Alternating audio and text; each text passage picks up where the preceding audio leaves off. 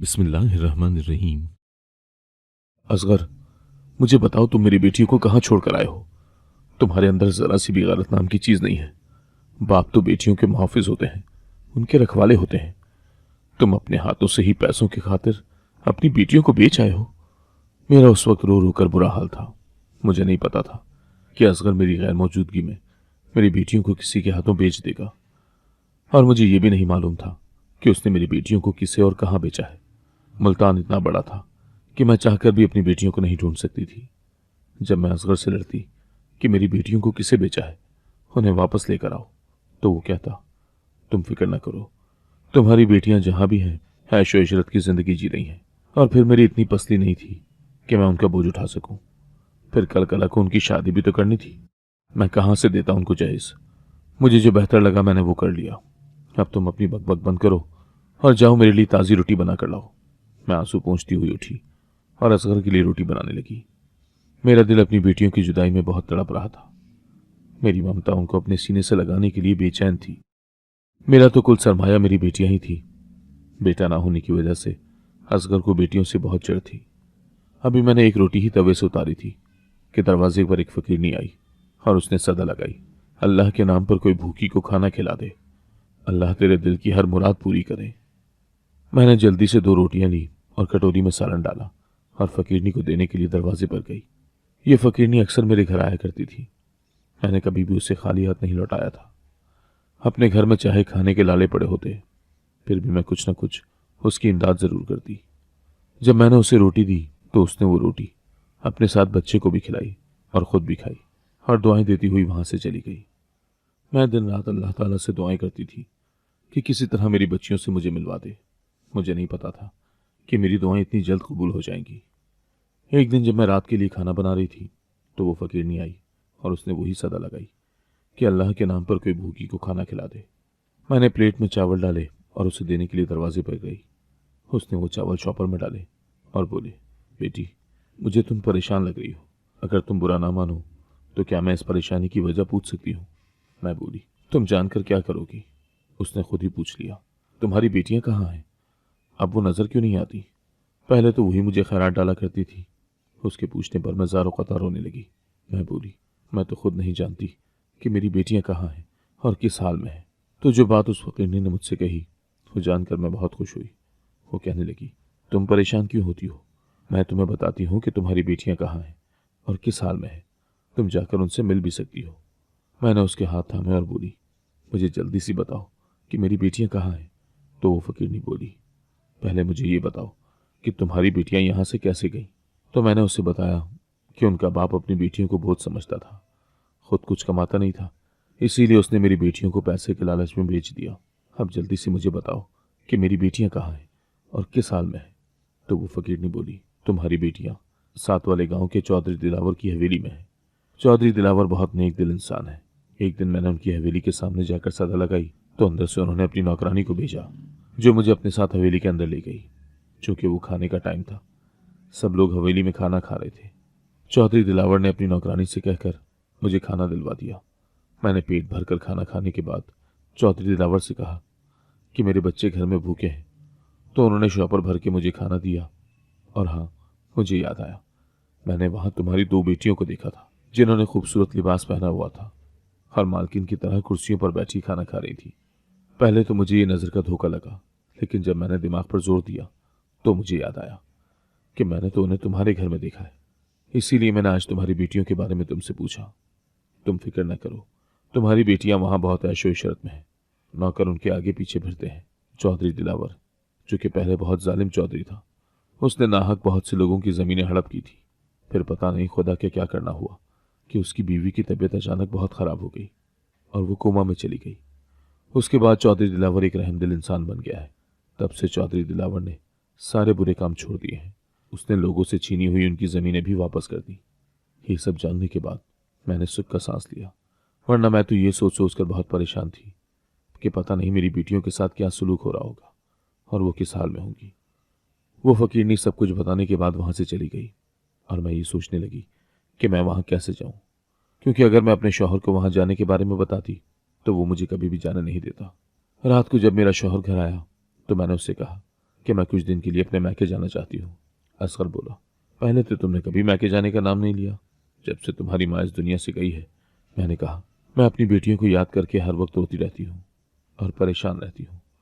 वहां जाऊंगी तो मेरा दिल भी बहल जाएगा। कुछ दिन रहने के बाद मैं वापस आ जाऊंगी। असगर मान गया। उसने किराए के लिए मुझे कुछ पैसे थमाए। मैंने जल्दी से कुछ कपड़े साथ लिए और घर से निकल गई। पूछती पुछाती मैं उस गांव तक पहुंची। मुझे चौधरी दिलावर की हवेली का पता नहीं था। मैंने एक औरत से पूछा कि चौधरी दिलावर की हवेली कहाँ है। वो बड़ी हैरत से मेरी तरफ देखने लगी और बोली, तुम कहाँ से आई हो और चौधरी दिलावर की हवेली का क्यों पूछ रही हो? मैंने उससे ये बात छुपाई कि मैं अपनी बेटियों के लिए यहाँ आई हूँ। मैं बोली, इस दुनिया में मेरा कोई आगे पीछे नहीं है। सुना है चौधरी दिलावर बहुत नेक दिल इंसान है, गरीबों की बहुत मदद करता है, बेसहारों को सहारा देता है। मेहरबानी करके आप मुझे चौधरी दिलावर की हवेली का पता बता दें। उस औरत ने मेरे साथ एक बच्चा भेजा जो मुझे चौधरी दिलावर की हवेली के सामने छोड़कर वापस चला गया। वो हवेली कम और कोई महल ज्यादा लग रहा था। मैं हवेली के गेट के सामने खड़ी हवेली को बहुत हैरत से देख रही थी, जो कि बहुत खूबसूरत थी। गेट पर दो बड़ी बड़ी मूंछों और बड़े बड़े बालों वाले गार्ड्स खड़े थे। उनमें से एक मेरे करीब आकर बोला, हाँ बहन, क्या चाहिए? खड़ी क्या देख रही हो? किससे मिलना है? गार्ड का इतना पूछने पर ही मेरे तो पसीने छूट गए। मेरी टांगी कांप रही थी। मैं कांपती हुई आवाज में बोली, भाई, मुझे चौधरी दिलावर से मिलना है। वो बोला, क्यों मिलना चाहती हो? क्या काम है? मैं बोली, मुझे काम की ज़रूरत है। मैं बहुत अच्छा खाना बना लेती हूँ और घर के सारे काम कर लेती हूँ। तो गार्ड बोला, चौधरी दिलावर तो कहीं काम से गए हैं, तुम फिर आ जाना। मैं बोली, मैं बहुत दूर से आई हूँ। तो गार्ड बोला, ठीक है, तुम अंदर आ जाओ। वो मुझे अंदर ले गया और बोला, तुम यहाँ लॉन में बैठ जाओ। जब चौधरी दिलावर आएंगे तो मैं उनसे तुम्हारी मुलाकात करवा दूंगा और यहीं बैठी रहना। अंदर जाने की कोशिश मत करना, वरना यह तुम्हारे लिए अच्छा नहीं होगा, क्योंकि चौधरी दिलावर की इजाज़त के बगैर कोई भी अंदर नहीं जा सकता। मैंने हाँ में सर हिला दिया तो वो गार्ड वहां से चला गया। मैंने लंबा सांस खारिज किया और चौधरी दिलावर के आने का इंतजार करने लगी। लॉन, जो कि हवेली के अंदर वाले हिस्से के सामने था, मेरी नजरें बार बार हवेली के अंदर वाले हिस्से की जानिब उठ रही थी और मैं दिली दिल में दुआ कर रही थी कि काश मुझे कोई मेरी बेटी नजर आ जाए। लेकिन वहां मेरी बेटी तो क्या, कोई और भी मुझे आता जाता नजर ना आया। 3 घंटे इंतजार करने के बाद मुझे गाड़ी की आवाज आई तो मैं जल्दी से उठ खड़ी हुई। गाड़ी की आवाज आते ही गार्ड ने जल्दी से गेट खोला और गेट खुलते ही काले रंग की चमचमाती हुई गाड़ी गेट के अंदर दाखिल हुई। गाड़ी के पिछले हिस्से से 2 गार्ड निकले। उन्होंने जल्दी से गाड़ी का दरवाजा खोला तो चौधरी दिलावर गाड़ी से निकलकर अंदर चले गए। मैं भी चौधरी दिलावर के पीछे अंदर जाने लगी तो गार्ड ने मुझे रोक लिया और बोला, तुम यहीं इंतजार करो, मैं चौधरी दिलावर से इजाजत लेकर आता हूँ, उसके बाद तुम अंदर जा सकती हो। मैं फिर वहीं बैठ गई और गार्ड के वापस आने का इंतजार करने लगी। कुछ देर के बाद गार्ड वापस आया और मुझे अंदर जाने के लिए कहा। मैंने अपने कपड़ों वाली बुचकी उठाई और अंदर की जानिब चल पड़ी। अंदर जाने से पहले मैंने बड़ा सा घूंघट निकाल लिया था ताकि मेरी बेटियां मुझे पहचान न सके और मैं देखूं कि मेरी बेटियां किस हाल में हैं। जब अंदर दाखिल हुई तो खौफ के मारे मेरा बुरा हाल था। सामने ही चौधरी दिलावर सोफे पर टांग पे टांग रखे बैठा हुआ था। मैंने जाते ही सलाम किया। सलाम के बाद चौधरी दिलावर बोला, बीबी बताओ, मैं तुम्हारी क्या मदद कर सकता हूँ? मैं बोली, चौधरी साहब, मुझे काम की ज़रूरत है। तो वो पूछने लगा कि तुम कहाँ से आई हो? मैं बोली, मैं साथ वाले गांव से आई हूँ। मेरा इस दुनिया में कोई नहीं है। पहले मैं अपने गांव में किसी के घर पे काम किया करती थी। वो लोग गांव छोड़कर शहर चले गए हैं। मेरे पास कोई काम नहीं था तो मुझे किसी ने आपके बारे में बताया कि तुम्हें वहां ज़रूर काम मिल जाएगा।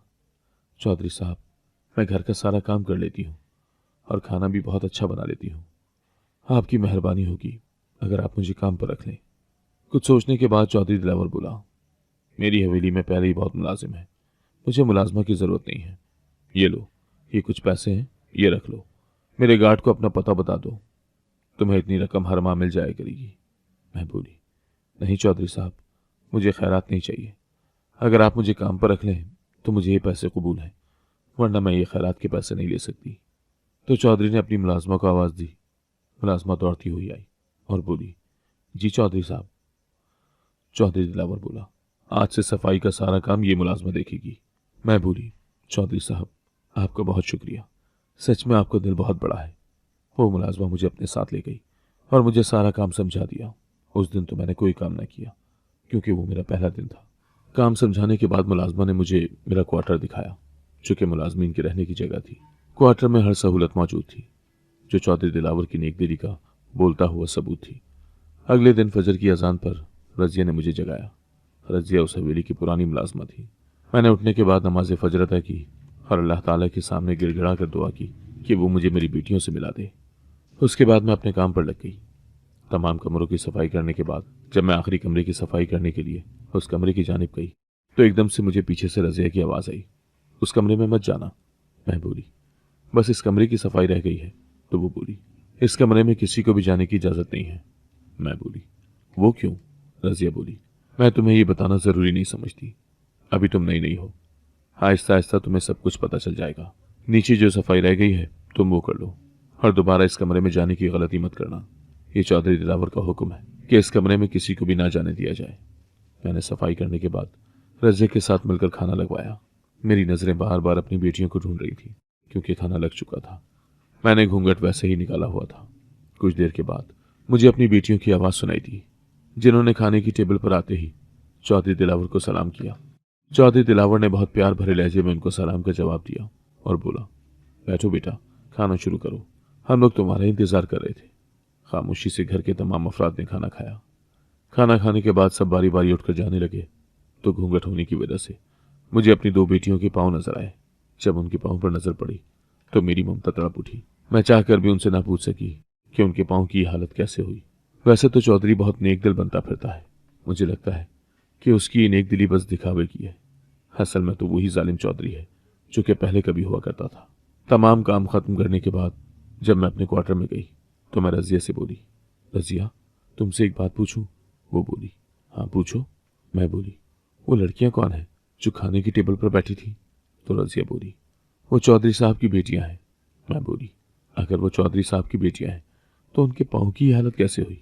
रजिया बौखला गई और बोली, अच्छा मुझे अभी कुछ काम है, मैं करके वापस आती हूँ, तुम सो जाओ। लेकिन मैं कैसे सोती?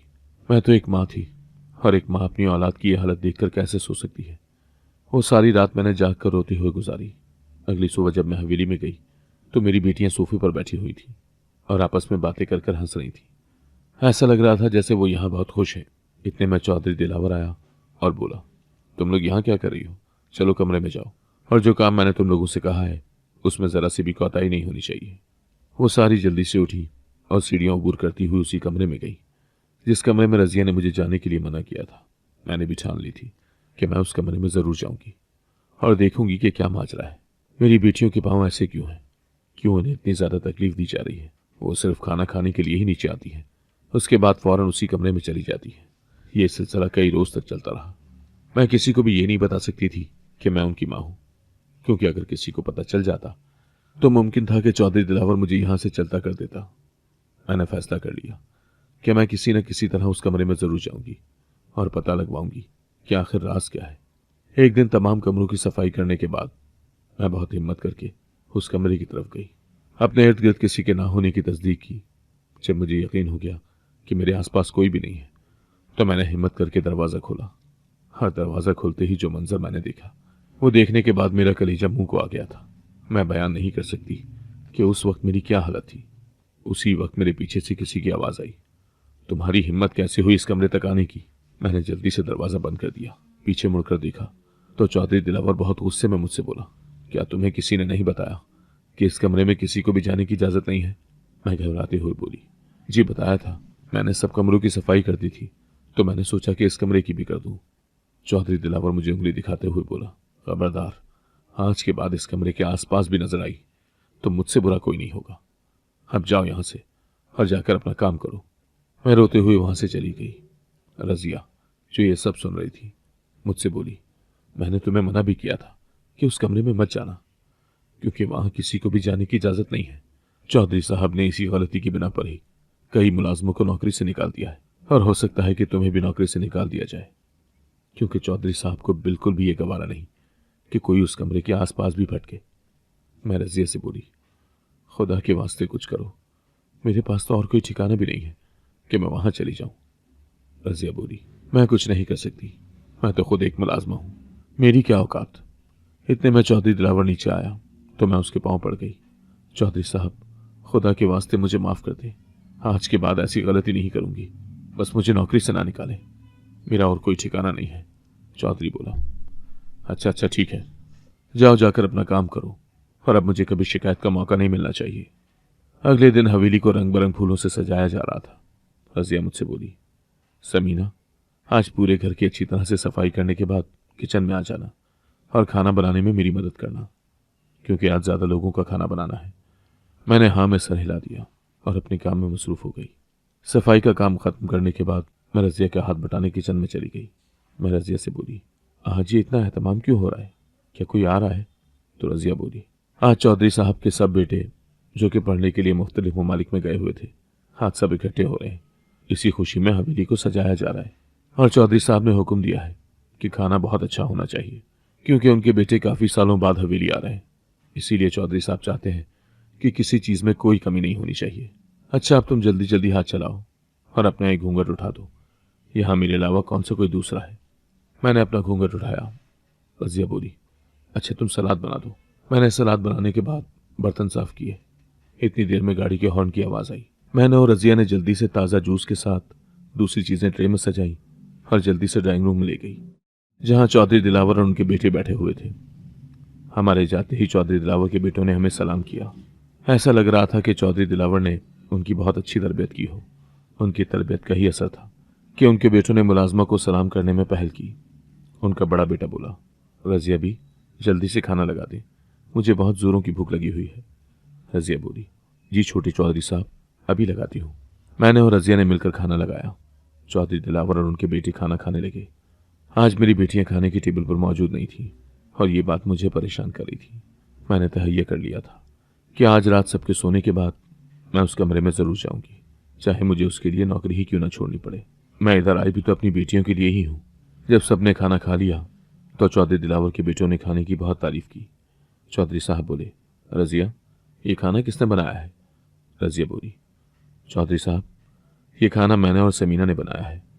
चौधरी दिलावर बोला, आज मैं बहुत खुश हूं, क्योंकि मेरे बेटे कामयाबी के बाद घर लौटे हैं और तुम दोनों ने खाना इतना अच्छा बनाया है।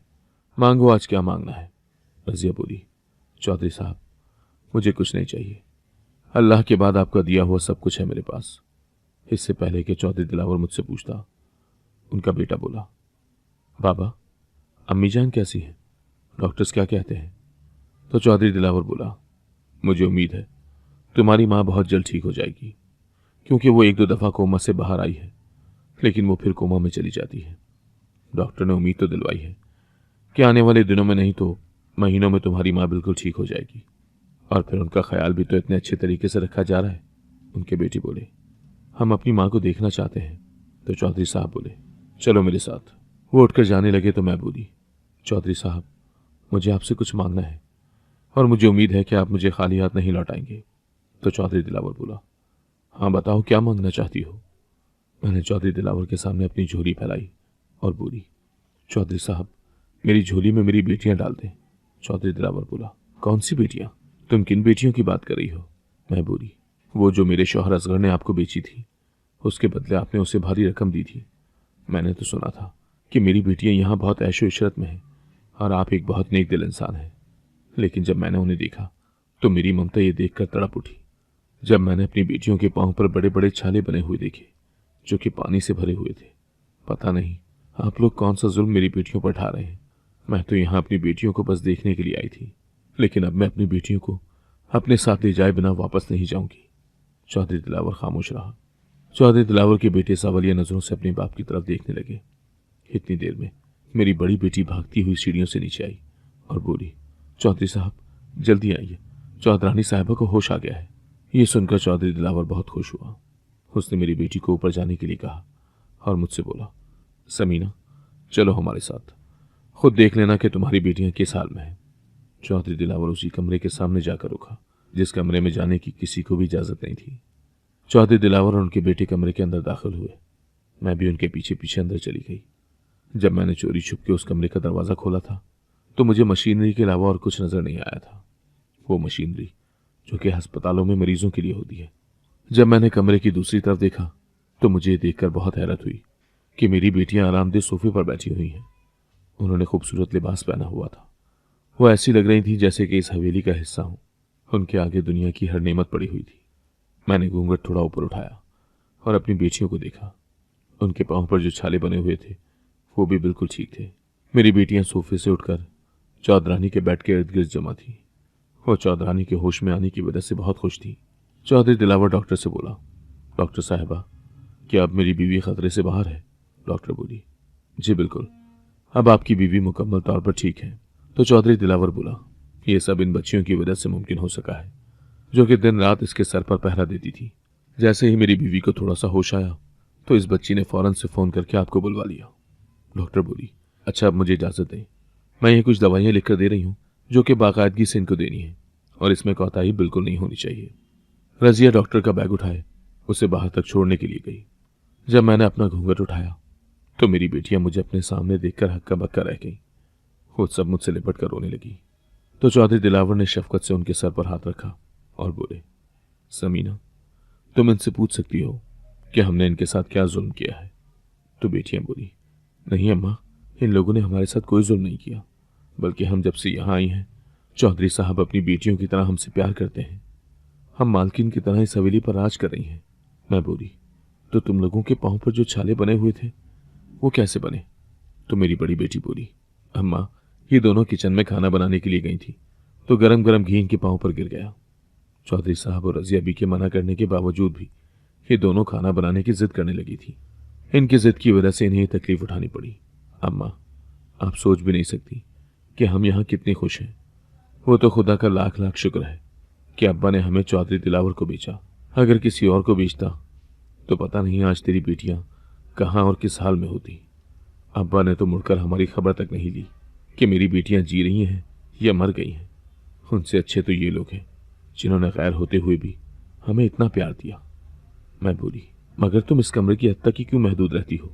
तो मेरी बेटियां बोली, चौधरानी साहिबा कोमा में थी, हम पांचों ने उनकी देखभाल की जिम्मेदारी ली, इसीलिए हम इस कमरे से सिर्फ खाना खाने के लिए ही बाहर निकलती थी। चौधरानी ने मेरी बेटियों को अपने पास बुलाया और उनसे बोली, आज तुम लोगों की बदौलत ही मैं बिल्कुल ठीक हूं। मैं तुम लोगों का यह एहसान जिंदगी भर नहीं उतार सकती। तुम लोगों ने मेरी इतनी देखभाल की है, चाहे मैं कोमा में थी, लेकिन आंखें खोलने के बाद सबसे पहले मैंने तुम पांचों को देखा। मैं तुम पांचों को हर वक्त अपने आसपास महसूस करती थी। चौधरी दिलावर को गहरी सोच में डूबा हुआ देखकर चौधरानी बोली, दिलावर साहब, आप किन सोचों में डूबे हुए हैं? तो चौधरी दिलावर बोला, मैं कुछ सोच रहा हूं, मगर पता नहीं जैसा मैं सोच रहा हूं ऐसा मुमकिन हो सकता है या नहीं। तो चौधरी दिलावर का बड़ा बेटा बोला, हमें भी तो पता चले बाबा, आप क्या सोच रहे हैं? तो चौधरी दिलावर बोला, अगर तुम पांचों को कोई एतराज ना हो तो मैं अपनी पांचों बेटियों का निकाह तुम पांचों से करना चाहता हूं। तो उनके पांचों बेटे बोले, बाबा, हमें इससे कोई एतराज नहीं है, आप हमारे बड़े हैं और बड़े होने के नाते आप हमारे लिए जो भी फैसला करेंगे वो हमारे लिए सर आंखों पर होगा। तो चौधरी दिलावर मुझसे बोला, समीना बहन, तुम बताओ, तुम क्या चाहती हो? क्या तुम वापस अपनी बेटियों को उस दरिंदे इंसान के पास लेकर जाना चाहती हो जो फिर दोबारा उन्हें किसी और के हाथों बेच सकता है? समीना बहन, तुम मानो या ना मानो, मैं अपनी बेटियों को हरगिज तुम्हारे साथ नहीं जाने दूंगा। एक बाप होने के नाते मैं अभी और इसी वक्त इनका निकाह अपने बेटों से करूंगा, क्योंकि इनसे अच्छी बहुएं इस घर के लिए हमें कोई और नहीं मिल सकती। चौधरी दिलावर ने उसी वक्त मौलवी और गवाहों को बुलवाया और बारी बारी मेरी बेटियों का निकाह अपने बेटों से कर दिया, ये जानते हुए भी कि उनके बेटे बाहर के मुल्कों से आला तालीम हासिल करके आए हैं और मेरी बेटियां बहुत कम पढ़ी लिखी हैं। निकाह के बाद मेरी बेटियां मुझसे गले मिलकर बहुत रोईं। तो मैं उनसे बोली, रो मत, तुम लोगों को तो खुश होना चाहिए कि तुम लोगों को इतने अच्छे ससुराल वाले मिले जो तुम लोगों को माँ बाप की कमी महसूस नहीं होने देंगे। बस मेरी तुम लोगों को यही नसीहत है कि चौधरी साहब और चौधरानी साहिबा की इज्जत और खिदमत करना, क्योंकि इन लोगों ने ही तुम बेसहारों को सहारा दिया है। मैंने चौधरानी साहिबा और चौधरी दिलावर से इजाज़त मांगी कि क्या मैं कभी कभार अपनी बेटियों से आकर मिल सकती हूँ। तो चौधरी दिलावर बोला, क्यों नहीं समीना बहन, ये तुम्हारा अपना ही घर है, तुम्हारा जब दिल करेगा तुम आकर अपनी बेटियों से मिल लेना। सबसे इजाज़त लेने के बाद मैं अपनी बेटियों को ढेरों दुआएं देती हुई अपने गांव की तरफ चल पड़ी, इस सुकून और इत्मीनान के साथ कि मेरी बेटियां खुशहाल जिंदगी जी रही हैं। अगर आपको आज की कहानी पसंद आई है तो वीडियो को जरूर लाइक कीजिएगा और अपने दोस्तों के साथ भी शेयर कीजिएगा। और हाँ, अगर आपने अभी तक हमारा चैनल सब्सक्राइब नहीं किया तो जरूर सब्सक्राइब करें। मिलते हैं कल एक नई और दिलचस्प कहानी के साथ। अल्लाह हाफिज।